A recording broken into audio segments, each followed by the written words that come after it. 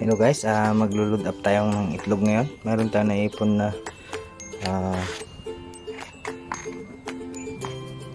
26 pieces na itlog. So ngayon nilinisan muna natin kasi galing ito sa ref, at saka nung hinarvest ko ito sa itlogan ng mga manok is hindi pa ito nahugasan. So ang ginagawa ko pag nagmasa-masa na, after matanggal ko sa ref, is tinatrapuhan ko ganito. Tapos nilalagyan ko siya ng date. Itong itlog pala natin guys, na-imbak natin ito ng 7 days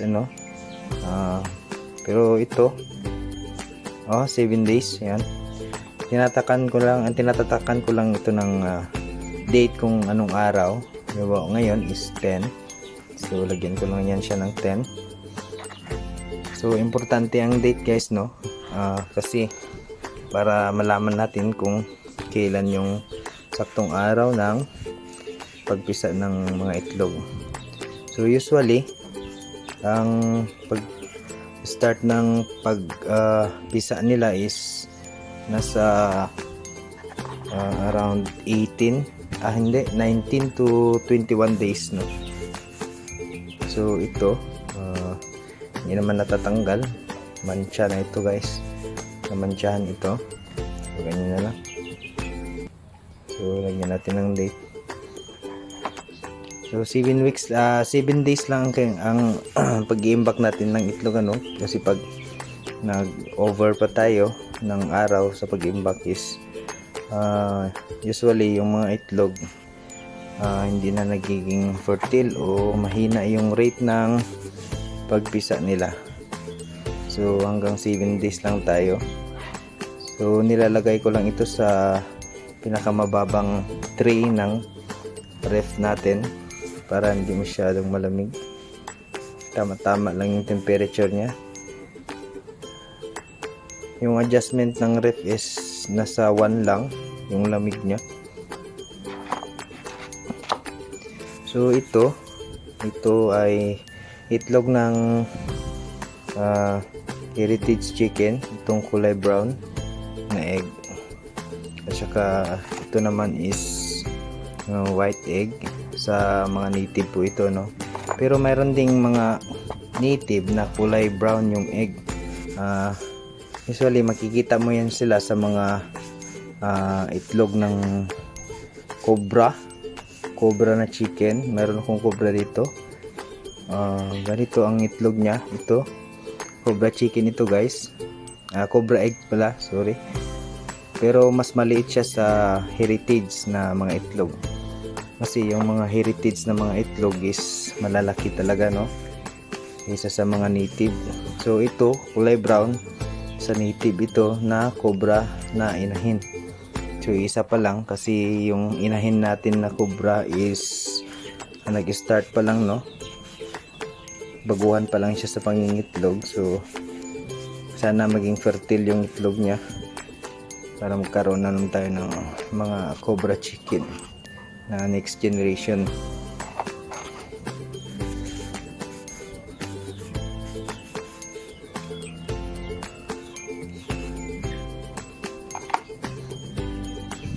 So kung kayo guys, kung mag-iimbak kayo ng itlog ninyo, yung iba kasi is ang ginagawa nila sa pag-iimbak is binabalot pa nila ito ng tissue or papel. Pero kung sa akin, hindi ko na ginagawa yun. Ang ginagawa ko lang, halimbawa mag-imbak tayo, so yung rounded na shape na side ng itlog, ito medyo rounded, at saka ito medyo tawag dito patusok yung style niya. So pag ilalagay ko ito sa tray, ganyan siya guys, patayo. Yung rounded is nasa ilalim, ganyan lang paglalagay ko, So hindi na natin kailangan na balutin pa ng tissue or ganyan lang yung pag-i-imbak ko. So okay naman, wala namang nagiging problema kasi ilang batch na ito. So ito na batch is siguro nasa 11 batch na ito, no, na pag incubate natin. So ganun lahat simula nung first batch niya, first batch ng mga sisiw na nandun sa range natin is ganito lahat yung ginawa ko, no. Ilalim yung rounded niya sa ilalim at saka yung pointed niya is sa taas pag nilagay niyo sa tray. Ayan lang, linisan lang natin konti para matanggal yung basa-basa rin niya at saka yung masulatan na rin natin ng lapis. Hindi ko nire-recommend guys, no, na ilagyan ng yung pintel pin ang gamitin natin kasi baka mapasukan ng bakterya yung itlog kasi may pores din, ano, may butas-butas din dito na hindi natin nakikita. So pumapasok minsan yung pintel pin, yung kasi chemicals, kasi yung pintel pin may chemicals. So baka isa pang caution kung yung mga itlog ninyo is hindi nagpipisa, namamatay sila guys, no, due to siguro sa bacteria contamination, ganun. So mas maganda lapis na lang yung gamitin niyo pag nagpa-marking kayo, ano.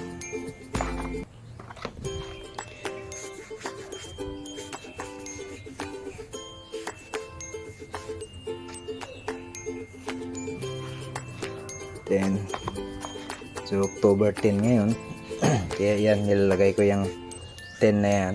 So kung mamaya tuturuan ko kayo kung paano ba magpaikot. Hindi naman kailangan talagang manual yung pag-ikot ninyo, ano. So ganito, tuturuan ko kayo, ha.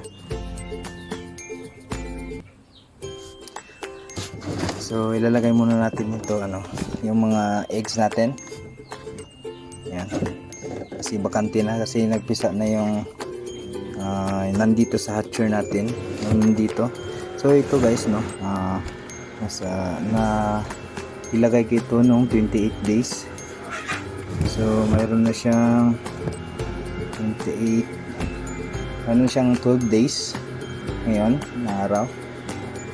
So mayroon pa tayong antayin na siguro 8 or 9 days. Yan, ilagay natin ito lahat dito.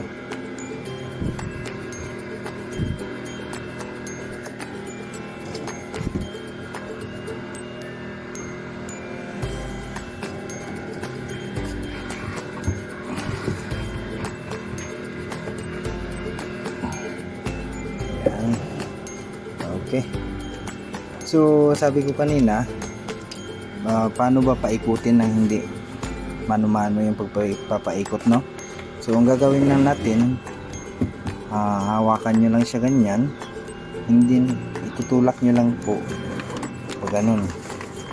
So okay na yan siya, no? Naikot na yan, hindi mo na kailangang manumanuhin na isa-isahin na ganyan papaikot, hindi na.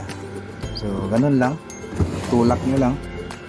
So kung halimbawa puno, kung puno siya, lagyan nyo lang ng bakante dito guys, no? Tanggalan nyo muna, tapos saka nyo itutulak yung nandito na part, saka pa ganun, saka nyo ibabalik yung tinanggalin nyo para lang magkaroon siya ng bakante dito at para maitulak nyo siya pa ganun. So ganun lang ang papaikot. So pang madalian yan guys, no? So iniikot natin ang itlog, ang minimum ng papaikot ng itlog is 2 times a day. Pero sa akin, kahit na iniikot siya 5 times a day, okay lang po yun, ano? Mas maganda nga po yun palagi mo siyang iniikot, pero wag naman yung sobra. So maraming salamat, yun lang. So huwag niyo pong kalimutan mag-subscribe, mag-follow sa ating Facebook page, at saka paki-like na rin, and then comment na rin po kayo kung may mga katanungan po kayo, ano. And then kung gusto niyo, paki-share na lang din po ang ating video. Maraming salamat.